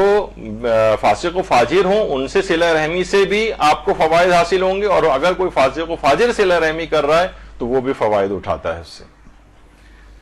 کون سی صلہ رحمی حرام ہے؟ دیکھیے کچھ صلہ رحمی ایسی ہیں کہ مثلا جس سے آپ کا عقیدہ و عمل اور اخلاق خراب ہوا جا رہا ہے، کوئی ایسا مفسدہ ہے، کوئی ایسی اس کے گناہ کی تائید آپ سے ہو رہی ہے صلہ رحمی کے نتیجے میں، ایسی صلہ رحمی حرام۔ مثلا آپ نے بڑے اچھے تعلقات رکھے ہوئے ہیں اس فاسق و فاجر سے، مثلا اب وہ کہہ رہا ہے کہ گھر میں مثلا جو ہے نا ورائٹی پروگرام ہے، یا میں نے شام غزل کا جو ہے اہتمام کیا ہے، اب میرے ساتھ ذرا چل کے ذرا ارینجمنٹ کروا دو۔ اب آپ کے تعلقات بہت اچھی ہیں، آپ کہیں بھائی صلہ رحمی کا تو عنوان یہ ہے کہ بہرحال ان سے اس کے کام آنا چاہیے، تو نہیں، یہ والی صلہ رحمی یہ جائز نہیں۔ صلہ رحمی کے آپ متبادل طریقوں پر جائیں، یہ اس طرح سے کہ اس میں اس کے کسی گناہ کی تائید لازم آئے، ایسی صلہ رحمی نہیں کر سکتے اس سے، یا کسی اس کے گناہ کے کام میں معاونت اور مددگار آپ ثابت ہوں، ایسی صلہ رحمی آپ نہیں کر سکتے۔ تو یہ ایک خصوصیت کے ساتھ ہے، یعنی اگر صلہ رحمی عقلاء کے نزدیک دینی یا دنیاوی نقصان رکھتی ہو، دینی نقصان ہو یا دنیاوی نقصان، تو پھر، اور عقلاء کہہ رہے ہیں کہ اس میں نقصان ہے۔ دیکھیے بہت سے ایسے ہیں کہ مثلا ان کے گھر آنا جانا رکھیں گے، مثلا ایک ویسا نقصان، دینی نقصان، مثلا ظاہر ہے کہ جب انسان خود تو نہیں رکھتا، اس کے بیوی بچے بھی رکھتے ہیں، اب اس کے گھر آنا جانا اگر انہوں نے اس انداز سے شروع کیا ہوا ہے پہلے سے کہ صلہ رحمی برقرار رہے، اب پتہ چلا ہمارے ہی بچے بگڑے جا رہے ہیں۔ کیونکہ دیکھیے اتنی اہم چیز ہے یہ کہ مثلا اگر اولاد بگڑی جا رہی ہے آپ کے صلہ رحمی کے نتیجے میں، کیونکہ دیکھیے فاسق و فاجر جو بے دین افراد ہوتے ہیں نا، یہ اگر ان کے ساتھ خود ملنا جلنا بھی ایک نقصان رکھتا ہے، بہرحال چاہیے اس وقت کوئی فسق و فجور کا کام نہیں بھی کر رہے ہوں، یہ مائنڈ ایسا آپ کا سیٹ بنا دیتے ہیں، آپ کے بچے ان کے بچوں کے ساتھ مثلا جا کر کھیل رہے ہیں جو بالکل بے دین ہے، نہ نماز کی پرواہ ہے، نہ کسی اور دین کے کسی چیز کی پرواہ ہے، تو یہ افراد ان کا اثر قبول کریں گے۔ اگر عقلاء کے نزدیک دینی اور دنیاوی نقصان یہ چیز رکھتی ہے، دیکھیے اتنی اہم چیز ہے کہ بہت سے میرے اپنے ایک دوست تھے جو کہ ڈاکٹر تھے اسپیشلسٹ، اور وہ مدینے میں ان کی جاب تھی، لیکن وہ حالانکہ تمام سہولیات جو ہے ان کا امپلائر ان کو دینے کو تیار تھا، کیونکہ بہترین وہ ایک ڈاکٹر تھے کہ کسی بھی طور پر چھوڑ کر نہ جائیں، وہ اپنے مدینے یا تو مسجد قباء میں یا ریاض الجنہ کے اندر روزانہ ایک نماز کم سے کم وہاں، یعنی اتنا قریب وہ رہتے تھے کہ وہاں جا کر وہ نمازیں تک جو ہے پڑھتے تھے، لیکن اس کے باوجود ان کو چھوڑ کر وہاں سے انہوں نے فیصلہ کیا کہ مجھے چھوڑ کر یہاں سے اپنے وطن واپس چلے جانا چاہیے۔ کیوں؟ بچے سعودی اسکولوں کے اندر پڑھ رہے تھے، اور بچے جو ہیں وہ ایسے ہی اکھڑ مزاج اور بد اخلاق ہو رہے تھے، جس طریقے سے وہاں کا ایک کلچر ہے عام طور پر چیخ کر بات کر رہا ہوں۔ انہوں نے کہا کہ ٹھیک ہے میں یہاں پر پیسے تو کما لوں گا، لیکن بچے کا مزاج یہی بن گیا ہے، بد اخلاق بن گیا ہے ساری زندگی، پھر کیا اس کا ہوگا؟ تو بہرحال اتنی بڑے فائدے کو چھوڑ کر وہ پاکستان واپس آئے، کیونکہ بچوں کا اخلاق، بچوں کی جو ایک اچھی اسلامی تربیت، اس کو بھی دیکھا جاتا ہے، فقط پیسہ کمانے کو تو نہیں دیکھا جاتا ہے۔ تو بہرحال عقلاء کے نزدیک اگر کوئی دینی یا دنیاوی نقصان ہو تو پھر یہ میل جول والا جو صلہ رحمی ہے اس کو ترک کریں، پھر متبادل طریقوں کے اوپر جائیں جو بھی ہم آگے چل کر ذکر کریں گے، یعنی پھر ملنا جلنا، کیونکہ اب یہ ملنا جلنا تو نقصان آپ کو دے رہا ہے، آپ بگڑے جا رہے ہیں، آپ کے بچے بگڑے جا رہے ہیں، بیوی مثلا متاثر ہو رہی ہے، وہ ظاہر ہے ان کے کپڑے زیور، ان کی جو میک اپ اور ان کی جو فسق و فجور وغیرہ دیکھ کے وہ متاثر ہوئی جا رہی ہے، اور وہ بھی اسی طرح کے رنگ ڈھنگ کے اندر مثلا پردہ اتارنے پہ تیار ہے، تو کیا یہ دنیاوی دینی ضرر ہو رہا ہے؟ تو یہاں پر پھر یہ ہے کہ پھر یہ اس طور پر جا سکتا ہے کہ آپ کو میل جول کو ترک کرنا چاہیے اور متبادل طریقوں پر جانا چاہیے، کیونکہ بے دین رشتہ داروں سے میل جول بہت خطرات رکھتا ہے، یعنی یہ سلو پوائزننگ کا کام دے رہا ہوتا ہے کہ بڑی جا رہے ہیں، بڑے ہلا گلا ہو رہا ہے اور مکس گیدرنگ ہو رہی ہے اور قہقہے لگ رہے ہیں اور بڑا مزہ آ رہا ہے وہاں جا کر، اور بڑا اس طرح کی صورتحال ہوتی ہے، تو لوگ بڑا انجوائے کرتے ہیں اس قسم کی محافل میں. تو آہستہ آہستہ وہ اثرات، جیسے میں نے کہا کہ چاہے وہ فسق و فجور کا اس وقت کام نہیں بھی کر رہے ہوں آپ کے ساتھ، تب بھی ان کے ساتھ ملنے کی اثرات ہوتے ہیں. تو بہرحال اس خطرات کے پیش. اسی طریقے سے مثلا عقائد بگڑے جا رہے ہیں. ابو ہاشم جعفری ایک مشہور شیعہ تھے جو امام علی نقی علیہ الصلوۃ والسلام،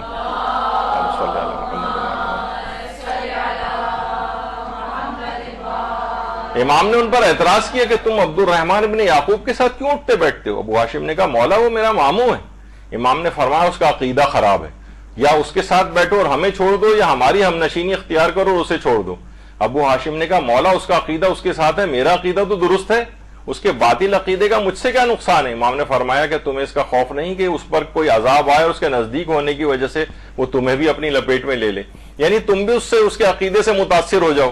یعنی ایسے افراد، دیکھیے بہت سارے افراد ایسے ہوتے ہیں جو غالی فکر کے ہوتے ہیں، یا مثلا دہریے ہوتے ہیں. کتنے لوگ ہمارے پاس آتے ہیں کہ گھر میں چچا مثلا ساتھ رہتا ہے، وہ دہریہ ہے، وہ بچوں کو قائل کرتا رہتا ہے. کیونکہ ایسے افراد جو ہے نا، جو ہوتے ہیں غلط عقائد والے، یہ اپنی تبلیغات بھی کرتے رہتے ہیں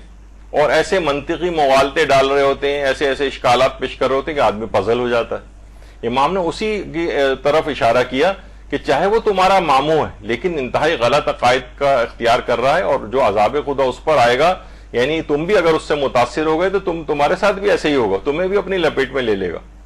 تو امام نے بڑا سخت سٹانس اس میں اختیار لیا کہ بہرحال کہ غلط عقائد والے لوگوں کے ساتھ اب یہ کہ دینی ضرر ہو رہا ہے. اس رشتہ دار جو اس قسم کے افراد ہیں، مثلا بہت سارے ہیں، کچھ لوگ کہتے ہیں کہ جناب ہم ان کے گھر جاتے ہیں تو وہ جو خاندان میں بزرگ صاحب بیٹھے ہوتے ہیں وہ ہر ایک کو تقلید کے خلاف لوگوں کو قائل کر رہے ہوتے ہیں، تقلید چھوڑ دینی چاہیے، اور اس طرح کے مغالطے پیدا کر رہے ہوتے ہیں. نمازوں میں کون کون سے اضافے کرنے کے اوپر لوگوں کو قائل کر رہے ہوتے ہیں. تو کیا ہے کہ یہ اس قسم کے افراد سے پھر آپ دیکھیں کہ یہ آپ اخلاقی لحاظ سے یا اعتقاد کے اعتبار سے کوئی گمراہ کرنے والا تو نہیں ہے، تو اس سے پھر دوری اختیار کرنا پڑتی. ہاں یہ ضرور ہے کہ یہ جو بے دین رشتہ داروں سے صلہ رحمی ہے، اس کی کوئی معنوی کمک آپ کریں. مثلا آپ ان سے ملے جلیں کہ بھائی ان کو ہم چینج کریں گے، ان پہ اپنا انفلوئنس دینی ڈالیں گے، ان کو ہم راہ راست کے اوپر لے کر آئیں گے. ان کی معنوی کمک ضروری، ان کو کتابوں کے تحفے دیں، اس طرح کے ایسے کلپس ان کو فارورڈ کریں سننے کے اعتبار سے. بہرحال آہستہ آہستہ، اس میں کوئی جلد بازی کی ضرورت نہیں ہے، آہستہ آہستہ ان کے اوپر اثر پڑے گا اس کا. تو بے دین رشتہ داروں سے اس صورت میں ملا جا سکتا ہے کہ جب آپ خود ان سے متاثر نہیں ہو رہے ہیں بلکہ آپ ان کو انفلوئنس کر سکتے ہیں، تو پھر ٹھیک ہے ان سے ملنا جلنا رکھیں، کیونکہ اب آپ کی نیت تبدیل ہو گئی، کیونکہ آپ دینی لحاظ سے مضبوط ہیں اور آپ اپنا انفلوئنس دینی ان کے اوپر ڈال سکتی ہیں. اچھا، اب صلہ رحمی کے لیے فسق و فجور والے نکاح اور شادیوں اور تقریبات میں جانا کیسا ہے؟ لوگ کہتے ہیں بھائی رشتہ دار ہیں، ہمیں تو جانا پڑے گا. اب کیا کریں؟ کیونکہ ایسے رشتہ دار وہ کہتے ہیں اگر ہم رشتہ دار ان کی شادیوں میں نہیں گئے تو وہ تو قطع تعلق ہمارا ہو جائے گا ہم سے. تو اب کیا ہوتا ہے؟ آغا سیستانی کا فتویٰ. اس سے پوچھا گیا کیا نکاح کی مشترکہ محافل منعقد کرنا، یعنی مکس گیدرنگ جس میں عورت اور مرد جو ہیں وہ مسلمان و غیر مسلم سب ایک جگہ جمع ہوں اور حجاب کی مراعات بھی کی گئی ہو. بہت سے کہتے ہیں بھائی ہم تو حجاب کر کے جا رہے ہیں نا وہاں پر، تو کیا وہاں پر جانا جائز ہے؟ تو انہوں نے جواب دیا جذبات کو بھڑکانے والی مشترکہ محافل یعنی مکس گیدرنگ کا انعقاد جائز نہیں ہے، اور ظاہر ہے کہ شادی بیاہ کی محفلوں میں ایسا ہوتا ہی ہے، ایسا ہی ہوتا ہے، کیونکہ لوگ بے پناہ اس میں سنگار کر کے آئی ہوتی ہیں، بے پردہ ہوتی ہیں، میک اپ کر کے آئی ہوئی ہوتی ہیں. تو اگر اس طرح کی مکس گیدرنگ ہو تو وہ فرماتے ہیں کہ جذبات کو بھڑکانے والی مشترکہ محافل یہ شادی بیاہ کی محفلوں میں ایسا ہی ہوتا ہے، لہٰذا مشترکہ محفل کے بجائے علیحدہ علیحدہ انتظام ہونا چاہیے. یہ تو ایک انہوں نے اس لحاظ سے بات کہی کہ مکس گیدرنگ والا جو سلسلہ ہے. پھر یہ کہ سوال پوچھا گیا علماء سے کہ اگر شادی کی ایسی تقاریب میں شرکت نہ کریں جس میں لہو و لعب ہو تو یہ رشتہ داروں کی ناراضگی کا سبب بنتا ہے، ایسی صورت میں ہماری کیا ذمہ داری ہے؟ آغا سیستانی فرماتے ہیں اگر آپ حرام میں مبتلا ہو رہے ہیں تو وہاں جانا جائز نہیں، یعنی آپ خود ہی اس کا پارٹ بن رہے ہیں، آپ خود لائیو میوزک بجایا جا رہا ہے وہ آپ بیٹھ کر سن رہے ہیں وہاں پر، یا اور کوئی اس طرح کی چیزیں ڈانس وانس ہو رہا ہے اور فسق و فجور ہو رہا ہے. فرماتے ہیں اگر حرام میں مبتلا ہو رہے ہو تو وہاں جانا جائز نہیں. آیت اللہ خامنہئی فرماتے ہیں حرام تقاریب میں شرکت ہر صورت میں جائز نہیں اور نہی عن المنکر واجب ہے. اور آیت اللہ تقی بہجت جملہ ارشاد فرماتے تھے رشتہ داروں کی ناراضگی کے بہانے حرام الہی کو حلال نہیں کر سکتے. یہ جو ہے بہانے بازی ہے کہ اگر ہم نہیں گئے تو جناب وہ جو ہے نا وہ قطع تعلق ہو جائے گا ہمیشہ کے لیے. نہیں، ایسا نہیں ہے، یہ صرف بہانے، آپ دیگر طریقوں سے بھی صلہ رحمی کر سکتے ہیں. اور آیت اللہ ناصر مکارم شیرازی فرماتے ہیں اگر نہیں انل منکر کی استطاعت نہ رکھتے ہوں تو ایسی تقاریب میں شرکت ہی نہ کریں. یعنی کون سی؟ جو بالکل حرام، جس میں آپ بھی حرام میں مبتلا ہو رہے ہوں. ایک وہ شادی بالکل لہو و لعب کی شادی جو ہے وہ بن رہی ہے، بے تحاشا، یعنی مکس گیدرنگ، اور بعض اوقات وہاں پہ نوجوان لڑکے لڑکیوں کا ڈانس اور پتہ نہیں کون کون سے اور اس طرح کے فسق و فجور شروع ہو جاتے ہیں. تو بہرحال ایسی پھر جگہوں پہ آپ کو خود جا کر فیصلہ کرنا ہے کہ ایسی شادیوں کے اندر شرکت، یا کم سے کم وہاں جائیں، ہاتھ واتھ ملائیں اور اس کے بعد واپس آ جائیں، تحفہ تحائف دے کے، لفافہ دے کے، جو بھی آپ کا فریضہ بنتا ہے. لیکن اس میں پورے وقت شرکت کر کیے رہنا، یا کسی کی ایسی دور پرے کی کسی جگہ کونے خدرے کا انتخاب کر لیا جائے. آج کل تو ایک ٹرینڈ اور ہو گیا کہ آپ بہت زیادہ مذہبین ہیں تو ٹینٹ آپ کے لیے لگا دی گئے، اس کے پیچھے جو کرسیاں رکھی ہیں وہاں جا کر بیٹھ جائیے آپ. یعنی یہ بھی ہوتا ہے کہ ان کو پردے کے اندر وہاں پہ بٹھا دیا جاتا ہے تاکہ وہ اور چیزوں کے اوپر اعتراض نہ کریں. تو بہرحال یہ اس طرح سے گناہوں سے بھرپور اگر کوئی شادی ہے تو اس میں شرکت کا حکم تو یہ حرام الہی کو حلال نہیں کرے گا، آپ کو اپنی فقہی ذمہ داری کو پورا کرنا ہے. اچھا، یہ بھی پوچھا گیا آغا سستانی سے کہ شادی کی محفلوں میں گانا بجانا بہت عام ہو گیا ہے، بس اگر شادی کسی قریبی رشتہ دار کی ہو تو صلہ رحمی کے عنوان سے کیا وہاں جانا جائز ہے؟ تو انہوں نے فرمایا کہ بہرحال ایسی محفل میں جانا حرام تو نہیں ہے، لیکن اگر آپ کا جانا باطل کی تائید شمار نہ ہوتا ہو اور اس کے باوجود نہیں انل منکر کرنا واجب ہے اگر شرائط موجود ہوں، اور احتیاط واجب کی بنا پر ان کے کام سے ناراضگی اور ناپسندیدگی کا اظہار بھی کرنا واجب ہے، چاہے انہیں اس بات سے کوئی فرق نہ پڑتا ہو تب بھی اظہار ناراضگی واجب ہے.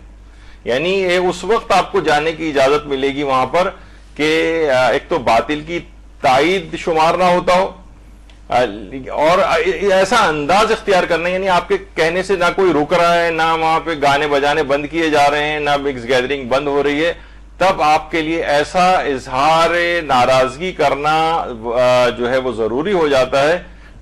کہ ان کو پتہ چل جائے کہ آپ ان کے اس فعل حرام کے خلاف ہے.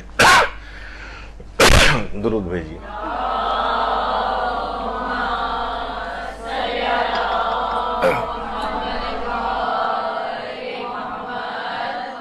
تو بہرحال اب ظاہر ہے کون اظہار ناراضگی وہاں پر کرے گا؟ کوئی بھی نہیں کرتا ہے. تو اس لحاظ سے پھر آپ کا یہ فریضہ رہے گا کہ اگر وہاں جائیں تو کم سے کم اظہار ناراضگی ضرور کرنا پڑے گا. اچھا، واجب و کم ترین صلہ رحمی کی حد کیا ہے؟ دیکھیے، صلہ رحمی تو بہت سارے اس کے طریقہ کار ہیں نا. یعنی ہم یہ چاہ رہے ہیں کہ بس ٹھیک ہے، ہمیں نا گناہ ہمیں نہ ملے قطع رحمی کا، منیمم تعلق کیا رکھیں.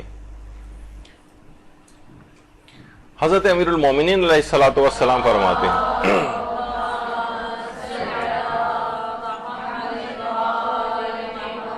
اپنے رشتہ داروں سے تعلق برقرار رکھو، خواہ ایک سلام کے ذریعے ہو.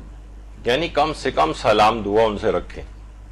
آنا جانا ابھی ہم آگے آنے جانے کے موضوع پہ بات کرتے ہیں، لیکن کم سے کم سلام پہنچا دیا جائے، سلام کہہ دیا جائے جب بھی ملیں ایک دوسرے کو. یہ ایسا نہ ہو کہ بالکل کٹ گئے، سلام دعا تک نہیں کر رہے ایک دوسرے سے. سامنے سے اگر آ بھی رہے ہوں تو آپ کٹ کے ادھر چلی گئیں، وہ ادھر چلے گئے، یہ نہیں ہونا چاہیے. یعنی کم سے کم سلام کا ایک رشتہ باقی رہنا چاہیے. اور ایک روایت میں چھٹے امام جعفر صادق علیہ السلام نے فرمایا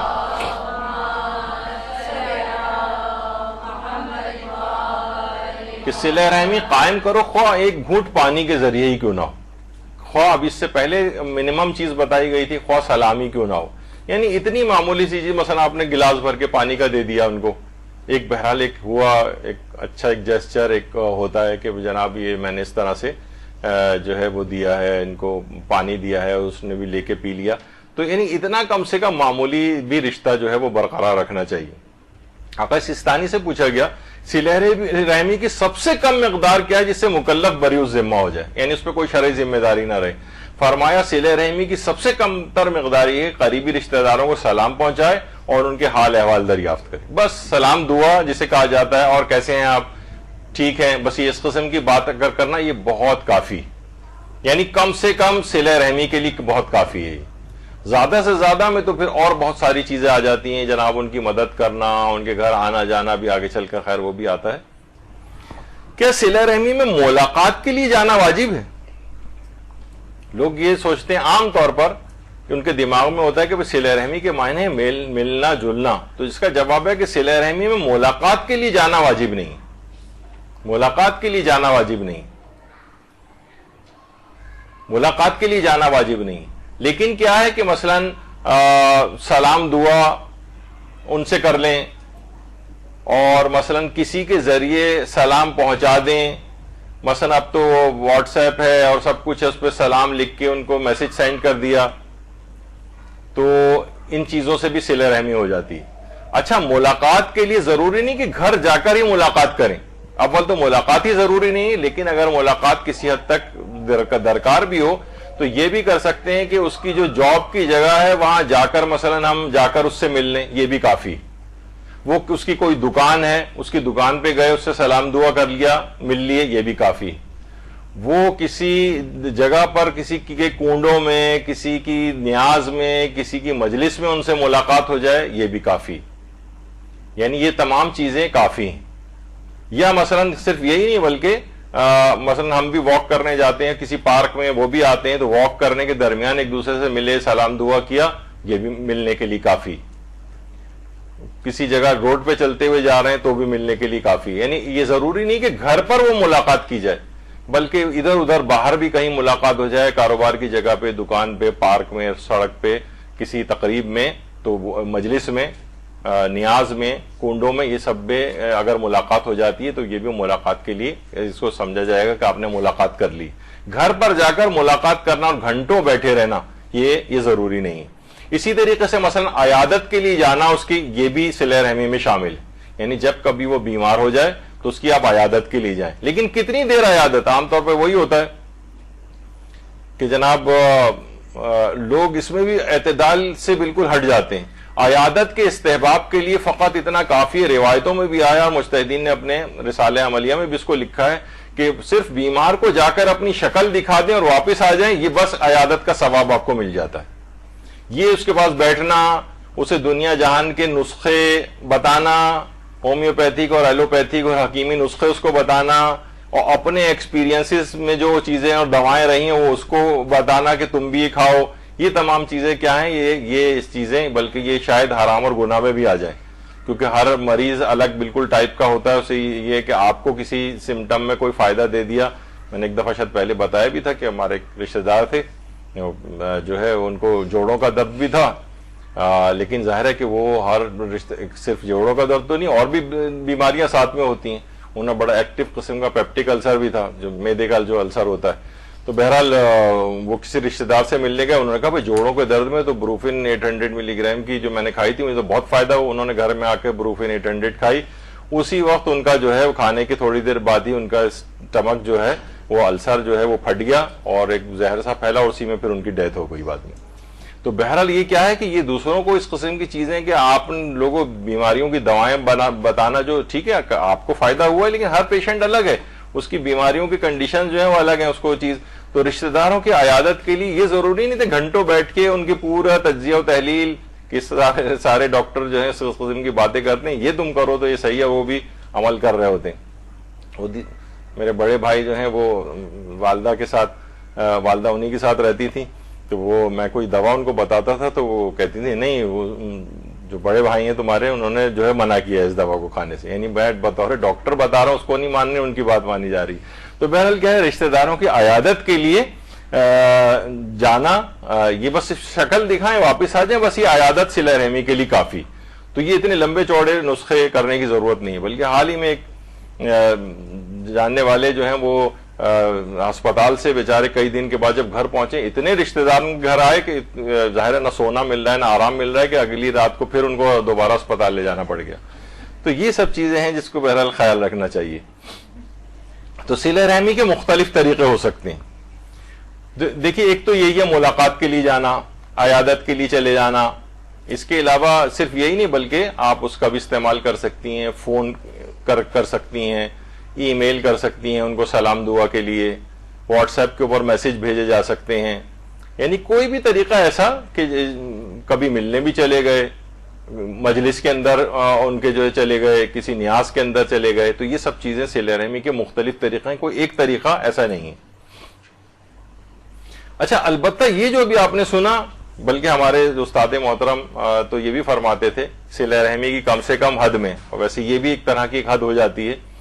کہ کم سے کم حد یہ ہے کہ اتنی اطلاع رکھنا کہ فلاں ہمارا رشتہ دار جو ہے وہ زندہ بھی ہے یا مر گیا ہے۔ یعنی کم سے کم، یعنی بہت سے لوگ اتنے لاپرواہ ہو جاتے ہیں کہ رشتہ داروں کے بھی انتقال ہو جائیں، کچھ ہو جائیں، ان کو کچھ پرواہ نہیں ہوتی، سالوں بعد پتہ چل رہا ہے اچھا مر گئے وہ۔ تو یہ جو ہے نا صلہ رحمی جو ہے، اچھا اب یہ جو منیمم جو حد ہے یہ بھی اشخاص کے اعتبار سے الگ ہو سکتی ہے۔ مثلا والدین بھی تو صلہ رحمی میں آتے ہیں کہ آپ ان سے کریں گے کہ بس ان کے کسی سے معلوم کر کے اطلاع رکھ لیے، صرف ایک سلام کا میسج بھیج دیا ان کو؟ نہیں، ان کے پاس کم سے کم اتنی دفعہ جانا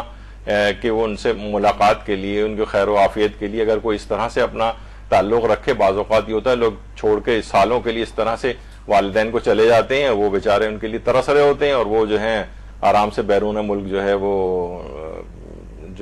روابط نہیں رکھتے ہیں ان سے، یا بس بہت ہوا تو چند $100 انہوں نے کبھی سالانہ بھجوا دی۔ تو یہ بہرحال اس طرح کی چیز نہیں، والدین کے لحاظ سے صلہ رحمی میں یعنی یہ اتنی منیمم مقدار، یعنی افراد کے اعتبار سے فرق رکھتی۔ بہن بھائیوں سے کیا انسان جو ہے وہ سالہ سال صرف کسی کے ذریعے معلوم کروائے گا، یا صرف کسی کے ذریعے سلام پہنچوا دے گا، یہ کافی سمجھا جائے گا؟ تو نہیں، اس سے تھوڑا سا یعنی دیکھا جائے گا۔ ہاں البتہ کہ اور جو ذرا رشتہ دار ہیں جو اگرچہ خونی ہیں، لیکن یہ کہ مثلا کزنس ہیں یا کہیں دور علاقوں میں اور ملکوں وغیرہ کے اندر رہتے ہیں، تو ان کے لیے صحیح ہے کہ چلو آپس میں کم سے کم ایک سلام دعا والا میسج کر دیا انہوں نے ایک دوسرے کے ساتھ، لیکن یہ لوگوں کے اعتبار سے بھی فرق رکھتی ہے یہ چیز۔ کیا کسی دوسرے شخص سے اپنے رشتہ دار کا احوال دریافت کرنا بھی صلہ رحمی میں آتا ہے؟ ہم اس سے نہیں پوچھ رہے، ہم اس کی معلومات لے رہے ہیں اور افراد سے، تو اس کا جواب ہے کہ جی ہاں یہ بھی صلہ رحمی میں آتا ہے۔ یعنی ہم اس سے ایسے لا تعلق نہ ہو جائیں، جیسے کہا جاتا ہے نا کہ مثلا شوہر جو ہیں اگر اس انداز سے اپنی بیویوں کو سالہ سال کے لیے چھوڑ کر چلے جاتے ہیں کہ معاشرے میں وہ شوہردار ہی نہیں بلکہ ایک بے شوہر عورت کے طور پر، یعنی لوگ اسے بے شوہر کی سمجھ رہے ہیں، اتنے طویل عرصے کے لیے چھوڑ کے چلے گئے، تو یہ بھی خود حرام اور گناہ کے اندر آتا ہے۔ تو اس طرح سے یعنی بہرحال یہ اس میں آتا ہے، لیکن عام افراد کے لیے کہ ہم مثلا جو اشخاص ہیں ہم ان سے براہ راست اپنے رشتہ داروں سے نہیں پوچھ رہے ہیں ان کا حال احوال، بلکہ ان کا احوال دیگر لوگوں سے دریافت کر رہے ہیں، تو یہ بھی صلہ رحمی میں آ جاتا ہے۔ یعنی ان سے بالکل لا تعلق نہ ہو جائیں، کم سے کم والی حد ہے، لیکن یہ اچھا یہ بھی دیکھیے کہ یہ کم سے کم حد ہے، بالکل جیسے پاسنگ مارکس نہیں ہوتے 33% جو کہلاتے ہیں یہ ہے، لیکن جتنے آپ اس میں پوائنٹس بڑھاتے جائیں گے، جتنی پرسنٹیج بڑھتی جائے گی، اتنے آپ کو فوائد بڑھتے جائیں گے، اتنے ثواب بھی بڑھتے جائیں گے۔ جتنا آپ کو کمتر کے اوپر آپ رکھیں گے یہ اتنا ہی آپ کے لیے بہرحال اتنے زیادہ فوائد کا نہ ملنا بھی ایک بہت بڑا نقصان ہے۔ مثلا کسی کو جو 50 کروڑ روپے مل سکتے ہیں اور وہ جناب صرف 10,000 کے اوپر کہہ رہے ہیں بس کم سے کم حد یہ کہ میں 10,000 ہی مجھے مل جائیں، تو لوگ کہیں گے بے وقوف ہو، جب تم 50 کروڑ لے سکتے تھے تو 10,000 پہ کیوں اکتفا کیا؟ تو بہرحال اپنی اس پرسنٹیج کو بڑھانا چاہیے۔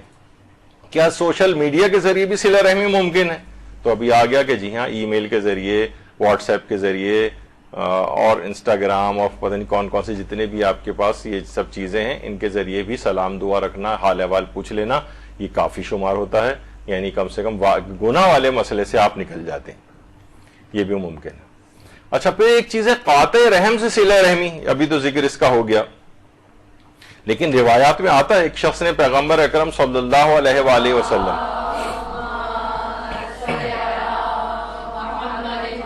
خدمت میں آ کر عرض کیا، یا رسول اللہ، میرے رشتہ دار ایسے ہیں جن سے میں صلہ رحمی کرتا آ رہا ہوں، لیکن وہ مجھے ستاتے آ رہے ہیں، اب میں نے بھی ارادہ کر لیا کہ انہیں چھوڑ دوں۔ پیغمبر اکرم نے فرمایا تو پھر خداوند عالم تم سب کو چھوڑ دے گا، اس کو بھی چھوڑ دے گا جس نے قطع رحمی کی، اور تم اگر اسے چھوڑو گے تمہیں بھی چھوڑ دے گا۔ اس نے عرض کیا، یا رسول اللہ، پھر میں کیا کروں؟ فرمایا، جو تمہیں محروم کرے تم اسے عطا کرو، جو تم سے قطع تعلق کرے تم اس سے رشتہ استوار کرو، اور جو تم پر ظلم کرے اسے معاف کرو، اور جب تم ایسا کرو گے تو اللہ اس کے خلاف تمہارا پشت پناہ بن جائے گا۔ یعنی یہ اس طور پر نہیں ہے کہ آپ کہیں کہ بھئی وہ رشتہ دار جو ہے مجھے بہت ستاتا آ رہا ہے، خالی قطع تعلق ہی نہیں کہ مجھے ستاتا بھی ہے، تو میں نے تو ارادہ کر لیا کہ اسے چھوڑ دوں. پیغمبر نے کہا نہیں, پھر اللہ تم سب کو چھوڑ دے گا, یعنی پھر تم بھی اس عذاب کے اندر گرفتار ہو جاؤ گے. پھر کہا کہ اگر وہ تمہیں محروم کرے عطا کرو, قطع تعلق کرے رشتہ استوار کرو, ظلم کرے معاف کرو, اگر ایسا کرو گے تو اللہ تمہارا پشت بنا بن جائے گا. بڑی اہم بات ہے. اچھا, اگر رشتہ دار ملنا ہی نہ چاہیں, دیکھیے عام طور پر ہوتا یہی کہ ملنا جلنا بعض اوقات ایسا ہوتا ہے, اول تو پہلی بات یہ کہ وہ آپ سے کیوں ملنا نہیں چاہ رہا ہے, تو بہرحال اپنا بھی تھوڑا سا ایک جائزہ لینا چاہیے. آپ کے مثلا آپ کا طنز کرنے کی عادت ہے, آپ اور کوئی اس طرح کی بات ان کے ساتھ کرتے ہیں, کوئی ایسا نقصان ان کو پہنچتا ہے. بعض اوقات انسان اپنے آپ کو جو ہے نا وہ بہت سے گریس مارکس دے کے وہ کہتا ہے نہیں میرا تو عمل اچھا. ہر آدمی سے پوچھیں, قاطع رحم سے بھی پوچھیں, وہ کہے گا بھائی میرا عمل تو اچھا ہے, وہ دوسرا والا خراب ہے. تو اس میں انسان اپنے آپ کو دیکھے. یعنی کہا جاتا ہے نا کہ میں دوسروں کی آنکھوں کا شہتیر تو نظر یعنی تنکا بھی جو ہمیں شہتیر لگ رہا ہوتا ہے, اور اپنی آنکھوں میں اتنا بڑا چیزیں پڑی ہوں. جب بھی کہا جاتا ہے نا کہ بہرحال دوسروں کے زکام بھی ہمیں کوڑ لگتے ہیں اور اپنا کوڑ ہمیں زکام لگ رہا ہوتا ہے. تو وہ ملنا نہیں چاہ رہے ہیں تو پہلے تو اپنے اندر دیکھیں کوئی ایسی پرابلم والی بات تو نہیں, کیوں نہیں ملنا چاہ رہا ہے. لیکن بالفرض آپ نے کہا نہیں میری وجہ نہیں ہے, تب بھی بہرحال اگر وہ ملنا نہیں چاہ رہے تو کوئی بات نہیں, نہ ملیں. لیکن جو متبادل طریقے آپ کو بھی بتائیں کہ مثلا میسج پہنچا دینا, ان کو کسی کے ہاتھ سلام کہلوا دے, رشتہ دار ملا جو اس سے کلوز لنک رکھتا ہے, آپ نے کہا بھی میرا سلام ان تک پہنچا دیجیے گا, یہ بھی صلہ رحمی میں شمار ہو جائے گا. یا کم سے کم لکھ کے, اب تو اتنی آسانی سہولت ہو گئی, خط بھی لکھ سکتے ہیں, ای میل بھی کر سکتے ہیں, اگر آپ کو پتا ہے واٹس ایپ میسج کر سکتے ہیں, چاہے ان کا جواب نہ بھی آئے جواب سلام کا, تب بھی آپ کی کم سے کم ذمہ داری پوری ہو جاتی. تو یہ ایک مسئلہ اس کے اندر ہے. حضرت ابو ذر غفاری فرماتے ہیں پیغمبر اکرم صلی اللہ علیہ وآلہ وسلم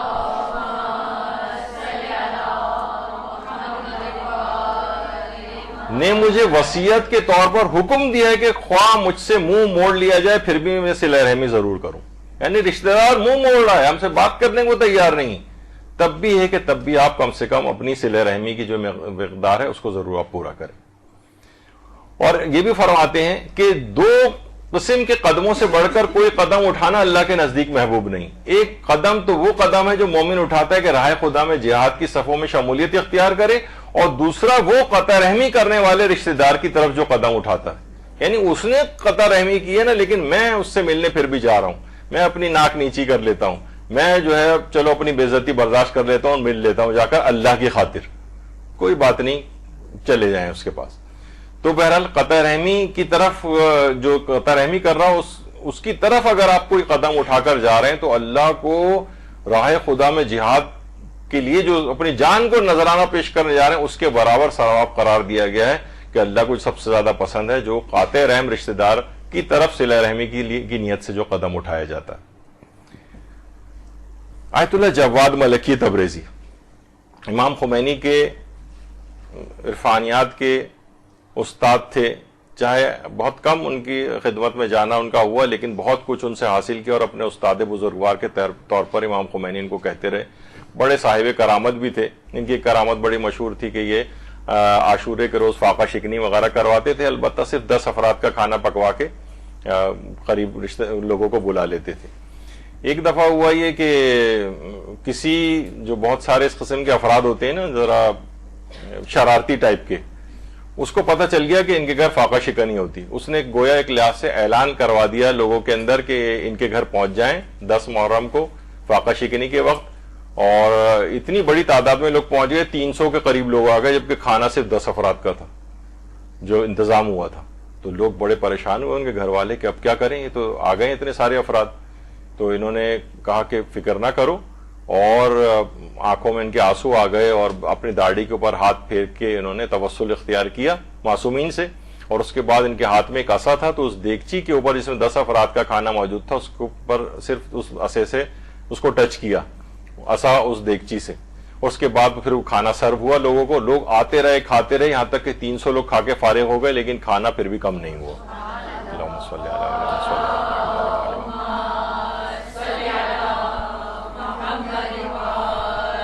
اور بھی ان کی بڑی کرامات ہیں. یہ خود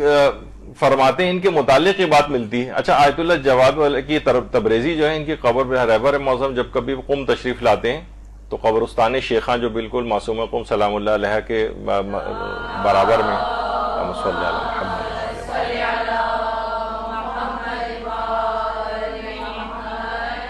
بہت قریب ہے یہ قبرستان وہاں سے، تو وہاں پر ضرور تشریف لاتے ہیں. تو ان کے متعلق یہ ملتا ہے کہ خود فرماتے ہیں جواد ملکی تبریزی کی جب کئی سالوں کی محنت کے باوجود راہ عرفان میں قدم آگے نہیں بڑھا سکا تو میں نے اپنے استاد سے اس کا حل دریافت کیا. انہوں نے کہا کیونکہ خاندانی خراب تعلقات کی وجہ سے تمہارے اپنے چند رشتہ داروں سے دلی کدورت ہے، اس لیے تم اس راہ میں آگے نہیں بڑھ پا رہے ہو. تم اپنے اس ہمدرد رشتہ دار جس سے تعلقات خراب ہیں اس کے جوتے سیدھے کر کے رکھ دیا کرو. کہہ رہے ہیں میں نے کچھ دن تک یہ سلسلہ کیا، اس کے جوتے سیدھے جب اس نے دیکھا تبریز میں خاندان والوں کو بھی اس کی خبر پہنچی تو آپس کی کدورت اور دشمنی بھی ختم ہو گئی اور جواد ملک تبریزی تیزی سے راہ سلوک و عرفان کی طرف قدم بڑھاتے چلے گئے.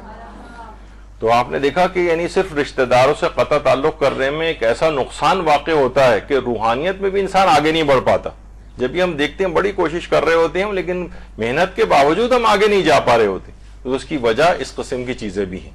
انہوں نے لیکن اپنے آپ کو کچلا اور اس کے بعد کتنی کرامات جواد ملکی تبریزی کی، جس میں ایک کرامت صرف میں نے ابھی آپ کو سنائی. تو بہرحال رشتہ داروں سے لڑائی جھگڑا یہ راہ عرفان کی بھی بہت بڑی رکاوٹ ہے، راہ علم کی بھی بہت بڑی رکاوٹ ہے، اور انسان روحانی اعتبار سے ترقی بھی نہیں کر سکتا اگر اس طرح سے اس نے کچھ کدورتیں اور رشتہ داروں سے تعلقات بگاڑ کے رکھے ہوں. اچھا اگر ہم وہ رشتہ دار تو مل بھی نہیں رہا ہے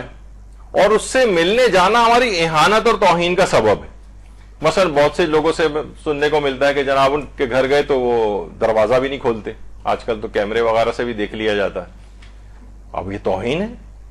یا مثلا کسی تقریب وغیرہ میں گھر میں ان کے گئے کسی مجلس وغیرہ میں اور مثلا بعض رشتہ دار ان میں سے جو ہے وہ مل ہی نہیں رہے ہیں، مثلا ملاقات نہیں کر رہے ہیں، ان کے گھر گئے تب بھی ملاقات پہ تیار نہیں ہے مثلا. تو اگر ایسا ہے کہ اس میں ہماری اہانت اور توہین کا سبب ہو تو پھر آپ کا اس لحاظ سے اتنا ملنا جلنا یہ بھی یعنی پھر واجب نہیں. آپ تو نے تو بہرحال اپنی سی کوشش کی، لیکن جب آپ کی اہانت اور توہین کی بات آ جائے، یعنی مثلا یہی کہ آپ اس کے گھر جا رہے ہیں اور دروازہ نہیں کھولتا ہے مثلا، تو پھر ٹھیک ہے، پھر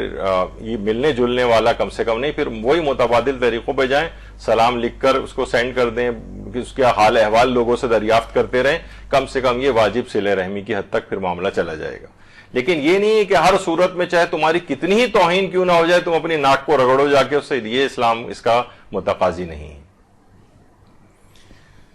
نظر انداز امیر المومنین علیہ الصلوۃ والسلام فرماتے ہیں صلی اللہ علیہ محمد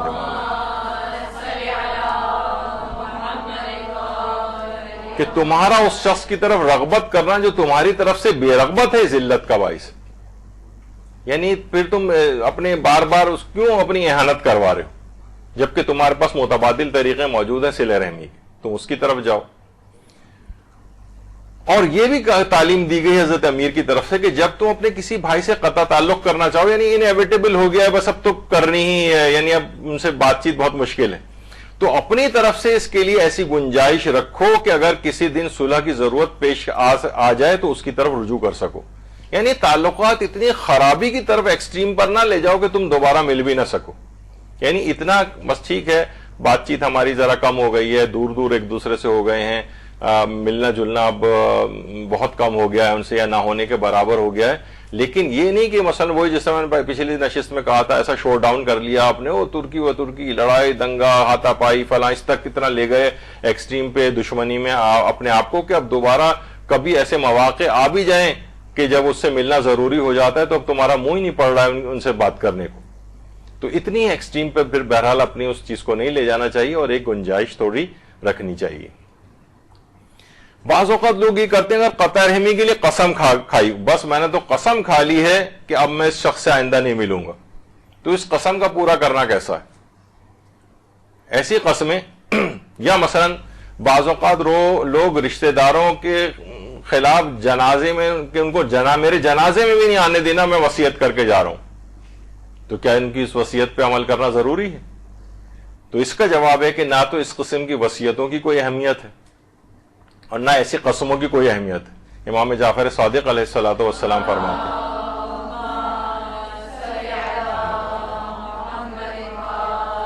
کہ غصے کی حالت میں کھائی ہوئی قسم اور قطع رحمی کے بارے میں کھائی ہوئی قسم قسم نہیں ہوتی. یعنی قطع رحمی کے لیے اول تو یہ بھی ہے کہ آپ حرام کام کے لیے قسم بھی نہیں کھا سکتے کہ میں کسی حرام کا ارتکاب کروں گا. مثلا قطع رحمی خود ایک حرام کام ہے, اس کی قسم کی کوئی ویلیو اس لحاظ سے نہیں. بلکہ ایک تو یہی کہ قسم شمار نہیں ہوتی, بلکہ یہ بھی فرمایا غصے اور قطع رحمی کے بارے میں قسم نہیں ہوتی. اور ایک اور حدیث میں امام نے فرمایا خدا کی نافرمانی کے لیے بھی کوئی قسم نہیں ہوتی. خالی صرف قطع رحمی کے سلسلے کی بات نہیں ہے, بلکہ یہ ہر گناہ اور نافرمانی والی بات کے لیے قسم کھا لینا, یہ جو ہے کہ مثلا میں اس سے آئندہ بات نہیں کروں گا یا بات نہیں کروں گی, یا میں سے تعلقات رشتہ دار سے برقرار نہیں رکھیں گے ہم, تو یہ اس قسم کی کوئی, اور نہ ان وصیتوں کی کوئی اہمیت ہے کہ فلاں کو جنازے پہ نہیں آنے دینا. اچھا, اب صلہ رحمی سے متعلق لوگوں کے تین رویے. ایک رویہ تو یہ کہ جناب اس سے ہم نے میل جول کم کر دیا ہے مگر قطع تعلق نہیں کیا ہے, سلام دعا کی حد تک ہے معاملہ. تو اس سے فائدہ کم سے کم یہ ہوتا ہے کہ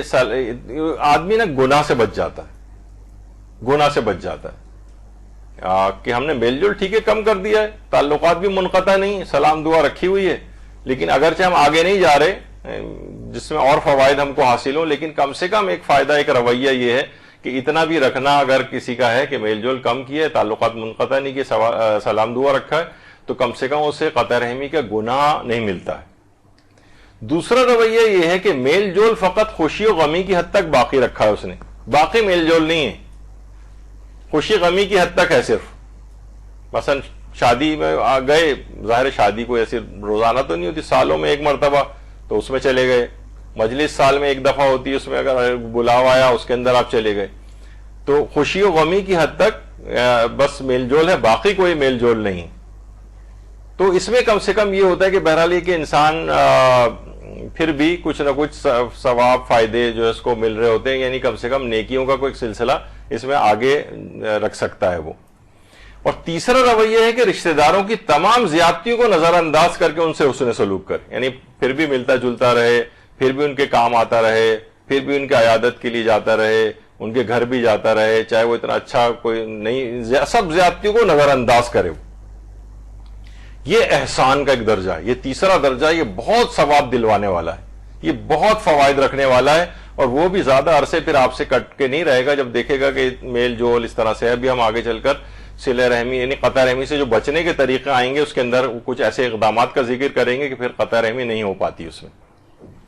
اور رشتوں کو جوڑنے کے لیے دیکھیے ہمیشہ یہ ہے کہ کبھی اندھا بننا پڑتا ہے, بہرا بننا پڑتا ہے, گونگا بھی بننا پڑتا ہے. یہ آپ ہر وقت, یعنی اندھا بننا یعنی ان کی برائیاں آپ کو نظر آئیں گی, لیکن آپ آنکھیں بند کر لیں, سننے میں آئے گا انہوں نے آپ کو برا بھلا کرا ہے, برا بھلا کہا ہے, بہرے بن جائیں. اور ہم کہہ سکتے ہوں ایسے الفاظ ان کو کہ ابھی تن بدن میں ان کی آگ لگ جائے, ان کا طنز سن کے ایسا ہم جملے ان کو کہہ سکتے ہیں, لیکن گونگے بن جائیں. تو یقین جانی کہ رشتوں کو جوڑے رکھنے کے لیے یہ بہت فائدہ مند چیزیں, یہی بہوؤں کے لیے بھی ہے, یہی ساسوں کے لیے بھی ہے کہ آپ ایسے الفاظ نہ کہیں, بہرے بن جائیں, بات نہ سنیں ایک دوسرے کے خلاف, ان کی برائیوں سے پردہ پوشی کریں, تو یہ رشتے جڑے رہیں گے اور گاڑی چلتی رہے گی. لیکن جہاں ان میں سے آپ نے تجاوز کیا اور بولنے لگے, کان دھرنے لگے, ان کی برائیوں کو جو ہے نا وہ نوٹ کرنے لگے, تو پھر کیا ہے, مسئلہ پھر خراب ہوتا جاتا ہے, پھر یہ رشتے برقرار نہیں رہ پاتے. ایک اور مسئلہ آتا ہے کہ امیر جو ہو جاتے ہیں نا, وہ پھر اپنے غریب رشتہ داروں سے قطع تعلق کر لیتے ہیں اور ان سے ملنا جلنا پسند نہیں کرتے. یہ ایک بہت بڑا مسئلہ ہے, امیروں کا غریب رشتہ داروں سے قطع تعلق ہونا. امام جعفر صادق علیہ الصلوۃ والسلام فرماتے ہیں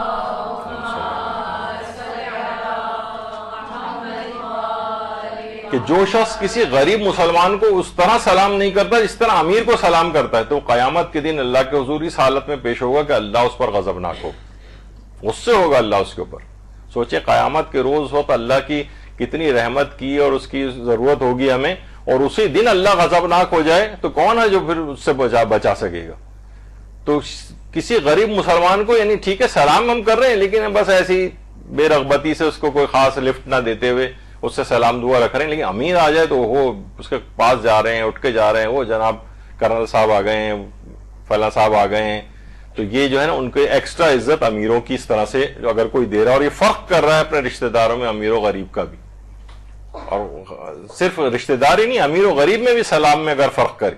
تو یہ چھٹے امام جملے ارشاد فرما رہے ہیں کہ اللہ اس پہ غضبناک ہو جائے گا۔ اور حضرت امام موسیٰ کاظم علیہ الصلوۃ والسلام فرماتے ہیں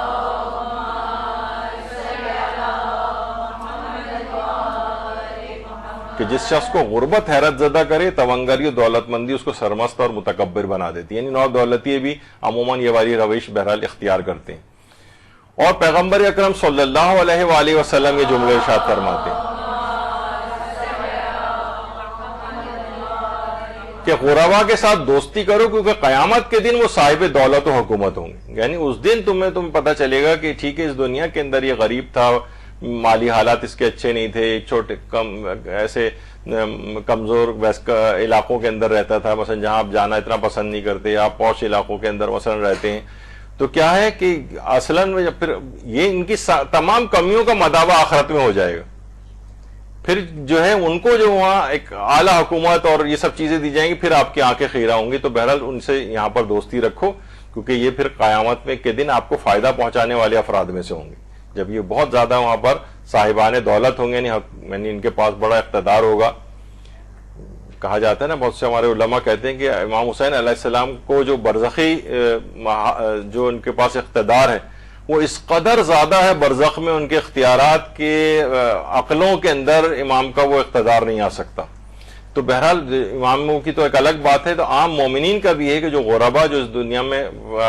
گزارا کر کے گئے ہیں غربت کے ساتھ، لیکن پاک دامنی کے ساتھ، کوئی برائی کی طرف نہیں گئے، رشوت خوری کی طرف نہیں گئے، اور غربت سے اپنے آپ کو یعنی اس میں رہے وہ، اور انہوں نے کوئی تجاوز نہیں کیا، تو پروردگار عالم ان کو بہت بڑی حکومت وہاں پر دے گا۔ پھر یہ دوسروں کے کام بھی آئیں گے آخرت میں۔ بہت سارے لوگ افراد کے ہیں کہ جو اس دنیا میں بھی لوگوں کے کام آتے ہیں نا، وہ آخرت میں بھی کام آئیں گے۔ وہ دیکھیں کون ہمارا جو ہے رشتہ دار، کون کس مصیبت میں ہے، کون سے عذاب میں گرفتار ہے، وہ جائیں گے اور شفاعت کر کے ان کو وہاں سے لے کر آئیں گے۔ تو بہرحال یہ سب چیزیں ان افراد کے ساتھ دوستی رکھنی چاہیے جو مالی اعتبار سے اس وقت آپ کو کمزور نظر آ رہے ہیں، ان کے ساتھ۔ اور یہ بھی ہے کہ کہا جاتا ہے کہ حضرت امیر المومنین علی ابن ابی طالب علیہ الصلوۃ والسلام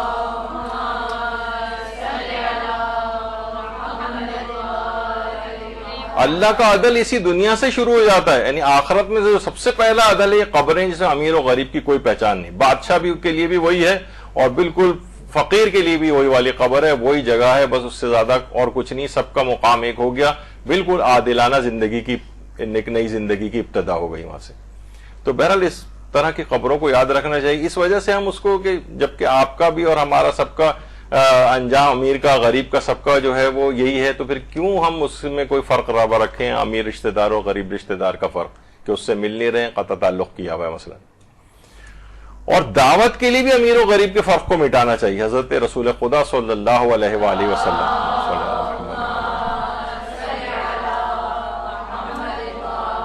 اس دعوت میں جانا کراہیت رکھتا ہے جس میں صرف اغنیاء و سرمایہ دار لوگوں کو دعوت دی گئی اور فقراء کو محروم رکھا گیا۔ بعض اوقات جو ایسے رشتہ دار ہوتے ہیں مالی اعتبار سے کمزور، انہیں تقریبات میں بھی نہیں بلایا جا رہا ہوتا، اور وہ اگر مثلا آ بھی جائیں تو ان سے کوئی خاطر خواہ ویسا سلوک نہیں، وہ امیر رشتہ داروں سے تو بڑا بڑھ چڑھ کے گلے ملا جا رہا ہے اور ان کو بس کوئی ایسا لفٹ نہیں دی جا رہی۔ تو دعوتوں کے سلسلے میں بھی یہی اسی فرق کو رکھنا چاہیے۔